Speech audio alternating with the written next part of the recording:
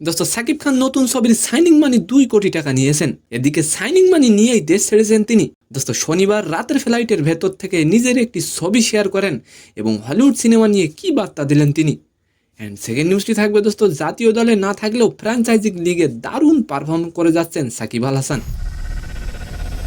দোস্ত আর তাই সাকিবকে জাতীয় দলে ফেরার দাবিতে সরব হলেন অধিনায়ক খালেদ মাসুদ পাইলট।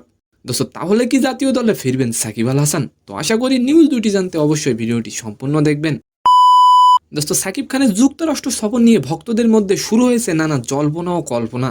কারণ নায়ক কথায় কথায় ইন্টারন্যাশনাল ছবি করার কথা বলে থাকেন। শুধু তাই না, বাংলাদেশি বংশোদ্ভূত মার্কিন নির্মাতা আসিফ আকবর জানিয়েছিলেন সাকিব খানকে নিয়ে তিনি একটি হলিউড সিনেমা নির্মাণ করবেন।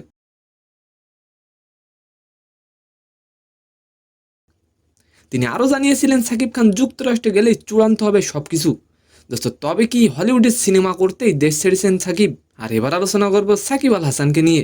সাকিব আল হাসানকে দল ফেরানোর জন্য খালেদ মাসুদ পাইলট বলেন, সাকিব এখনও দলে অপরিহার্য। সাকিব আল হাসানের বিকল্প কোনো প্লেয়ার আমাদের দলে নেই। তিনি বলেন বোর্ডের উচিত তাকে দ্রুত জাতীয় দলে ফেরানো। তো সম্মানিত দর্শক, আজকের ভিডিওটি কেমন লাগলো অবশ্যই কমেন্ট বক্সে জানাবেন। আর ভিডিওটি যদি ভালো লাগে অবশ্যই একটি লাইক দিয়ে আমাদের চ্যানেলটিকে সাবস্ক্রাইব করে দিবেন। ধন্যবাদ।